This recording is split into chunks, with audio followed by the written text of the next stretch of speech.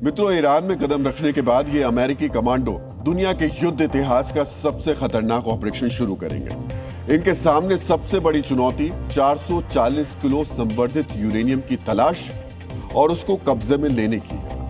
Pentagon के पास जो जानकारी मौजूद है उसके मुताबिक ये यूरेनियम नतांज, फोर्डो और इस्फहान परमाणु केंद्रों में किसी एक जगह या तीनों जगहों पर हो सकता है। इससे पहले अमेरिका और इजराइल यहां पर बमबारी कर चुके हैं। ईरान की ओर से अंतर्राष्ट्रीय परमाणु ऊर्जा एजेंसी को यह बताया भी गया उनका यूरेनियम इस बमबारी की वजह से मलबे में दफन है। यानी पहले अमेरिकी स्पेशल फोर्स यहां उतरेगी, इस इलाके को सुरक्षित करेगी, फिर वैज्ञानिक इस संवर्धित यूरेनियम को तलाश कर उनको सुरक्षित करेंगे। अमेरिकी फोर्स के पास दो विकल्प हैं। विकल्प नंबर 1, यूरेनियम को ईरान से बाहर ले जाना, और विकल्प नंबर 2, यूरेनियम को वहीं डाइल्यूट कर देना, यानी हथियार ग्रेड यूरेनियम को रासायनिक प्रक्रिया से कम खतरनाक कर देना। लेकिन यह प्रक्रिया रिस्की है, इसमें न्यूक्लियर लीक का खतरा भी है। मित्रों, आज आपको जानना चाहिए ईरान के न्यूक्लियर ठिकानों पर रेड को क्यों मिशन इम्पॉसिबल कहा जा रहा है। अमेरिकी सेना के साथ मिलकर ऑपरेशन की योजना बना रहे दो ब्रिटिश मिलिट्री के अफसरों के मुताबिक यह ऑपरेशन बहुत ज्यादा रिस्की है। इसमें बड़ी संख्या में अमेरिकी सैनिकों के मारे जाने का खतरा है। इसके बावजूद सफलता की गारंटी इसलिए भी कम है क्योंकि यूरेनियम की सटीक लोकेशन के बारे में ठीक किसी को भी नहीं पता है। आपके लिए यह समझना भी जरूरी है कि ईरान से संवर्धित यूरेनियम हासिल करने के लिए ऑपरेशन को अमेरिकी कमांडोज कैसे अंजाम देंगे। इस पूरे ऑपरेशन को 4 चरणों में अंजाम दिया जाएगा। पहले चरण में ईरान के परमाणु केंद्रों के चारों तरफ कमांडोज का एक सुरक्षा घेरा बनाया जाएगा, जिसका मकसद IRGC के काउंटर अटैक को रोकना है। मतलब अमेरिकी कमांडोज के ईरान में उतरने के बाद अगर ईरान की फोर्स हमला करती है तो इस सुरक्षा घेराबंदी से उसको रोका जाएगा। दूसरे चरण में परमाणु केंद्रों के अंदर जाने के लिए टनल का दरवाजा तोड़ा जाएगा। अगर IRGC ने इन दरवाजों को मिट्टी से भर दिया होगा तो इसे तोड़ना और मुश्किल हो सकता है। इसके लिए डेल्टा फोर्स विशेष ड्रिल और ब्लास्ट करने वाले उपकरणों को लेकर जाएगी। ऐसी तकनीक माइनिंग में इस्तेमाल होती है, लेकिन यहां रेडियो एक्टिव वातावरण में इसका इस्तेमाल बहुत संभलकर करना होगा। तीसरे चरण में पहाड़ों के अंदर बने इन परमाणु केंद्रों में न्यूक्लियर इंजीनियर्स को भेजा जाएगा। अमेरिका के डिपार्टमेंट ऑफ एनर्जी के विशेषज्ञ अंदर जाएंगे, जो रेडिएशन सूट पहनकर यूरेनियम को विशेष ट्रांसपोर्ट कंटेनर में पैक करेंगे। चौथे चरण में यूरेनियम को सोशल कंटेनर में रखकर हेलीकॉप्टर से बाहर ले जाया जाएगा। अगर यूरेनियम गैस फॉर्म में हुआ तो भी उसे ठोस रूप में लाने के लिए उपकरणों की जरूरत होगी। यूरेनियम गैस के रूप में जिन कंटेनर्स में रखी होती है वो काफी भारी होते हैं। ऐसे में यह भी हो सकता है इनको हेलीकॉप्टर से ले जाना आसान ना हो। ऐसा हुआ तो संवर्धित यूरेनियम को रासायनिक प्रक्रिया से कम संवर्धित किया जाएगा ताकि उससे हथियार नहीं बनाए जा सके। इसके लिए बहुत वक्त और सावधानी चाहिए। मित्रों, ये सब कुछ तो तब होगा जब ईरान का संवर्धित यूरेनियम वाकई उस जगह पर रखा हो जहां पर अमेरिकी सैनिक उसकी तलाश में पहुंचेंगे। यानी इतना बड़ा ऑपरेशन करके भी अमेरिका के हाथ खाली रह सकते हैं।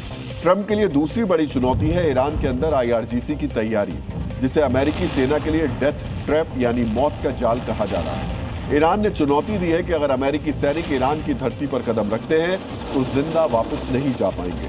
परमाणु केंद्रों और खार्क द्वीप से लेकर हॉर्मुज तक ईरान ने बहुत मजबूत तैयारी की है। आज आपको ईरान की डेथ ट्रैप रणनीति को भी समझना चाहिए। ईरान ने अमेरिकी ग्राउंड ऑपरेशन को जवाब देने के लिए 10 लाख से ज्यादा लड़ाके तैयार किए हैं, जिन्हें IRGC, बेसिस मिलिशिया और ईरान की नियमित सेना में भर्ती किया गया है।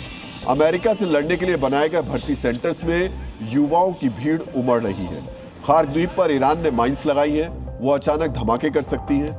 IRGC ने यहां जाल लगाए हैं जो हेलीकॉप्टर्स और पैराट्रूपर्स को फंसा सकते हैं। ईरान की योजना है इन विशेष जालों में हेलीकॉप्टर से उतरने वाले या विमानों से कूदने वाले पैराट्रूपर्स उलझ जाएं, जिससे उन पर हमला आसान हो। ईरान के पास मिसाइल लॉन्च करने वाली बैटरियां हैं जो US के युद्धपोतों को पर्शियन गल्फ में नष्ट कर सकती है। ईरान ने जमीन के नीचे लंबी सुरंगों का जाल बिछाया है जो 1600 फीट यानी लगभग 487 मीटर गहरी है। इनसे बाहर निकलने के कई रास्ते हैं। ये सुरंग छिपकर हमला करने के लिए उपयोग की जा सकती है।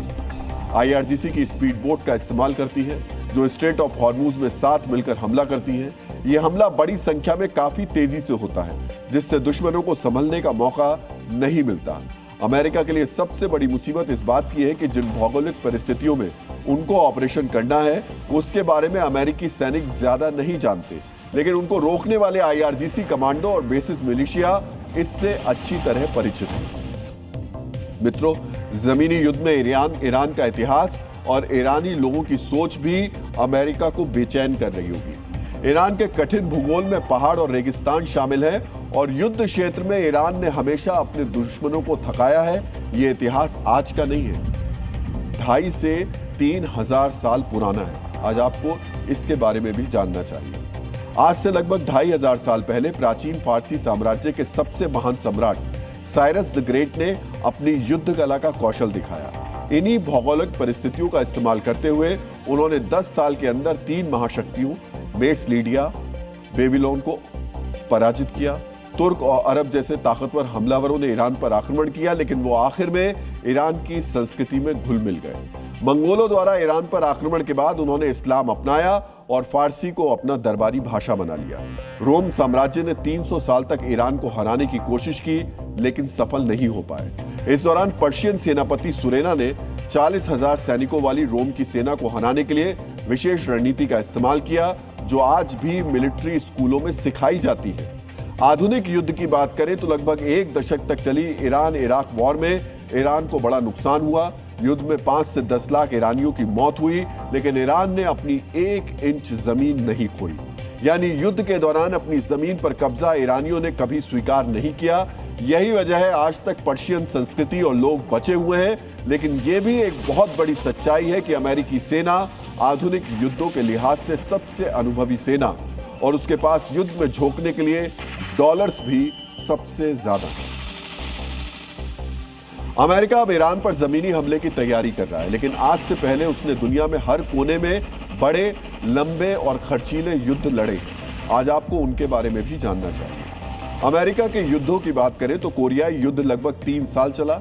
यह युद्ध 1950 से 1953 के बीच हुआ, लेकिन इसके खर्चे का अनुमान 2021 के हिसाब से लगाएं तो कुल $340 बिलियन खर्च हुए। अमेरिका ने वियतनाम से लगभग 20 साल तक युद्ध लड़ा। इस युद्ध में 58,000 अमेरिकियों की मौत हुई। आखिर में अमेरिका को वियतनाम से बाहर जाना पड़ा। इस युद्ध में $1 ट्रिलियन खर्च हुआ। यह लागत भी 2021 के आधार पर है। मतलब जितना खर्च इस युद्ध में हुआ वो 2021 में $1 ट्रिलियन के बराबर है। अमेरिका ने 1990 में 100 दिन का खाड़ी युद्ध लड़ा। इस युद्ध में $61 बिलियन खर्च हुए। 293 अमेरिकियों की मौत हुई, लेकिन कुवैत को मुक्त करा लिया गया। अफगानिस्तान में अमेरिका 20 साल तक युद्ध लड़ता रहा। इस युद्ध में $2 ट्रिलियन से ज्यादा खर्च हुए और आखिर में अमेरिका को अफगानिस्तान से बाहर निकलना पड़ा। इराक युद्ध 8 साल तक चला। कुल लागत लगभग $2 ट्रिलियन थी।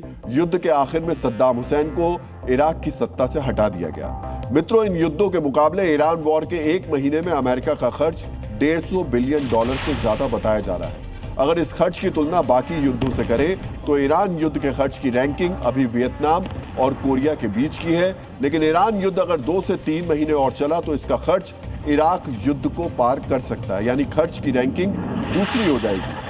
अगर ईरान के अंदर जमीनी लड़ाई शुरू हो गई तो युद्ध का खर्च अफगानिस्तान वॉर को पार कर सकता है, यानी ये अमेरिकी इतिहास का सबसे महंगा युद्ध बन जाएगा।